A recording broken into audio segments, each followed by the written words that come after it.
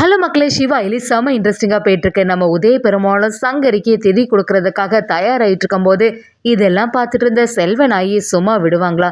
அப்படியே நம்ம உதய பெருமாளை வழக்கம் போல் மிரட்ட ஆரம்பிக்கிறாங்க. ஒரு கட்டத்தில் ஒரு பொருள்னால அவங்க கையை அப்படி கீறிடுறாங்க.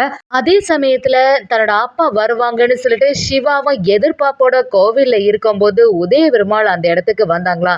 இன்னொரு பக்கம் பார்த்தீங்கன்னா, இதெல்லாம் தெரிஞ்சுக்கிட்ட கபிலன் வந்து நம்ம சிவாவை எதிர்த்து நிக்கும்போது, இந்திராணி வழக்கம் போல நம்ம சிவாவுக்கு ஆதரவா இருந்து ஒரு அதிரடியான முடிவு எடுக்குறாங்க. வீடியோக்குள்ள போறதுக்கு முன்னாடி நம்ம சேனலுக்கு சப்ஸ்கிரைப் பண்ணுங்க. அப்படியே பக்கத்துல இருக்க பெல் ஐக்கனை கிளிக் பண்ணிடுங்க.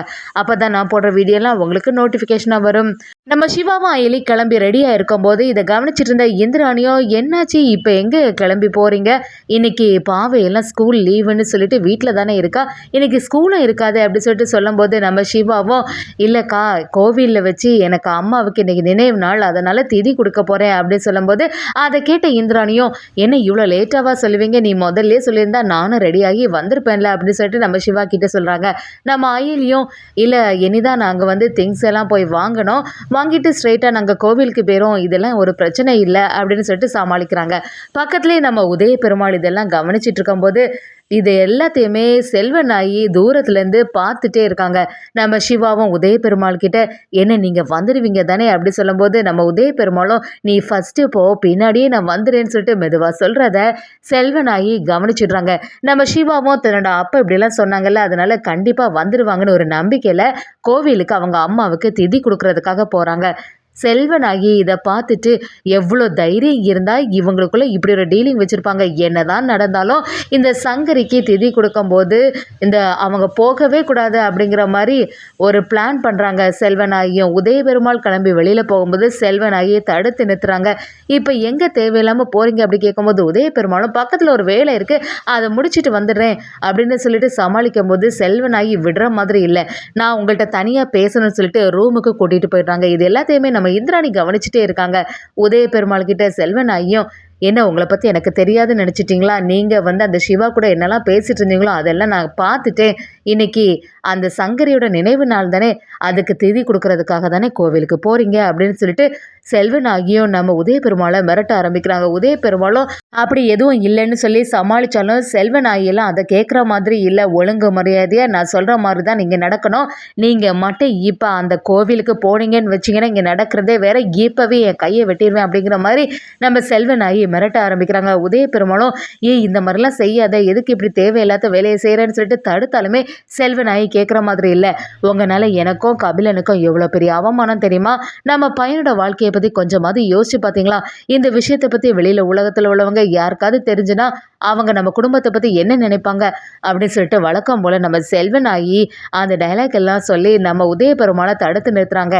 இந்த வாட்டி நம்ம உதய பெருமாள், ஏற்கனவே சிவா வந்து நம்மளால் பல கஷ்டப்பட்டிருக்கான், நேற்றுக்கு சிவா வந்து நம்மகிட்ட கேட்கும்போது நாம் வந்து சொல்லியிருந்தோம், கண்டிப்பாக நான் வந்து திதி கொடுக்கறதுக்காக வருவேன், அதுதான் நான் சங்கரிக்கு இது நாள் வரைக்கும் துரோகம் செய்ததுக்கு எல்லாத்துக்குமே ஒரு பரிகாரமாக இருக்கும்னு சொல்லிட்டு நம்ம உதய பெருமாள் சிவா கிட்ட சொன்னது எல்லாமே ஞாபகத்து வருது. எப்படியாவது சிவா அந்த கோவிலில் நமக்காக வெயிட் பண்ணிட்டு இருப்பானே அப்படி சொல்லிட்டு பதட்டம் ஆன நம்ம உதய பெருமாளும் கிளம்புறதுக்கு தயாராகும் போது இந்த வாட்டி செல்வனாகி ஒரு பொருள்னால அப்படியே கையை வந்து செய்திடுறாங்க. அதே சமயத்தில் உதய பெருமாளும் பதட்டாகி, என்ன காரியம் செய்துட்டு செல்வனாகி, வா ஹாஸ்பிட்டல் போகலான்னு சொல்லிட்டு கெட்டெல்லாம் போட்டுட்ருக்காங்க.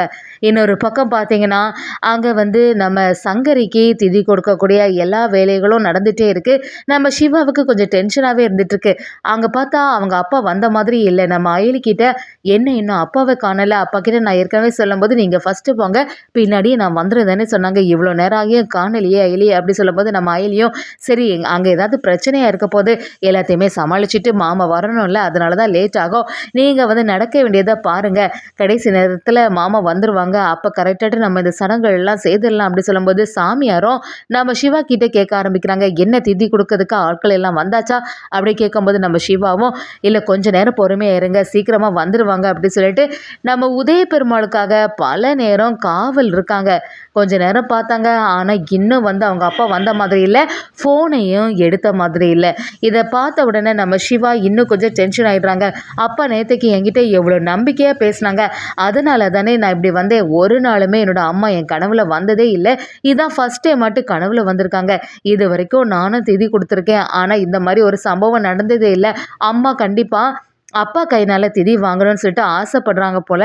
அதனால தானே நான் வந்து அப்பா கிட்ட போய் இப்படி நைட் எல்லாம் கேட்டேன். ஆனால் அப்பா இப்படி செய்வாங்கன்னு நான் எதிர்பார்க்கவே இல்லைன்னு சொல்லிட்டு நம்ம சிவாவும் ஒரு பதட்டத்தோட அந்த இடத்துல இருக்காங்க. கொஞ்ச நேரம் ஆகியும் வராததோட சாமியாரை கேட்கும்போது சரி இந்த வாட்டி திதி கொடுக்காண்டான்னு சொல்லிட்டு நம்ம சிவாவும் அயலியும் ரொம்பவே டென்ஷனாக வீட்டுக்கு கிளம்பி வராங்க.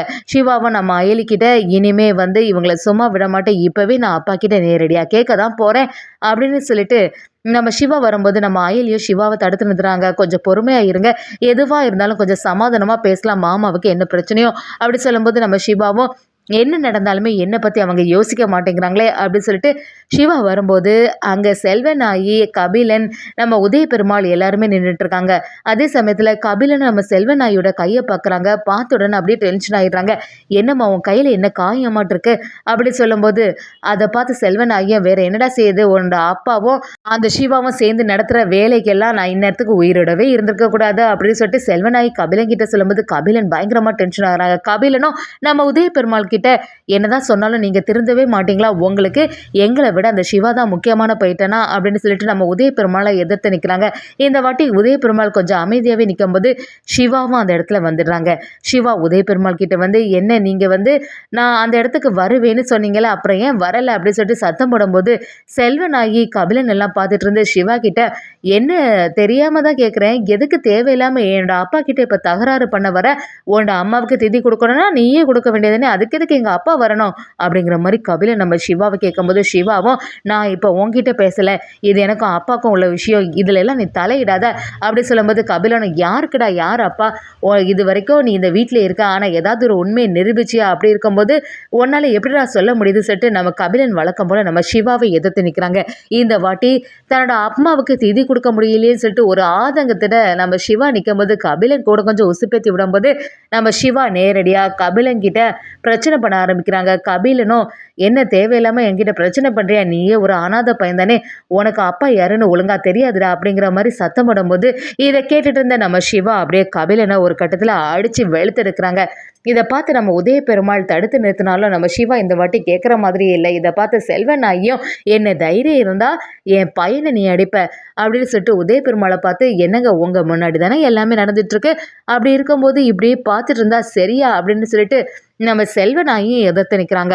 ஒரு கட்டத்தில் செல்வநாயிக்கே அறை கிடைக்கும் போது இதை பார்த்த கபிலனும் டென்ஷன் ஆகி இனிமே ஒரு நிமிஷம் கூட இந்த வீட்டில் நீ இருக்கவே கூடாது அப்படின்னு சொல்லிட்டு கபிலன் சிவாவை வீட்டை விட்டு வெளியில் அனுப்புகிறாங்க. இதெல்லாம் தெரிஞ்சுக்கிட்ட நம்ம இந்திராணி சம மாசா ஒரு முடிவு எடுக்கிறாங்க. இந்திராணி வந்தவுடனே செல்வநாயும் என்ன தைரியம் இருந்தால் அந்த சிவா வந்து என்ன அடிச்சிருப்பான், ஏற்கனவே நான் சொன்னேன் இந்திராணி இந்த வீட்டில் அவன் எல்லாருமே அடிக்க வரைக்கும் நீ பார்த்துட்டு தான் இருப்பா, அதே சம்பவம் தான் நடந்திருக்குன்னு சொல்லிட்டு நம்ம இந்திராணி கிட்ட வத்தி வைக்கும்போது ஒரு கட்டத்தில் வீட்டை விட்டு வெளியில் அனுப்பின நம்ம சிவாவை இந்திராணி வீட்டுக்குள்ளே மறுபடியும் கூட்டிகிட்டு வந்ததும் இல்லாமல் அவங்கள வந்து தன்னோட சொந்த தம்பியாக ஏற்றுக்க போகிறாங்கன்னே சொல்லலாம்.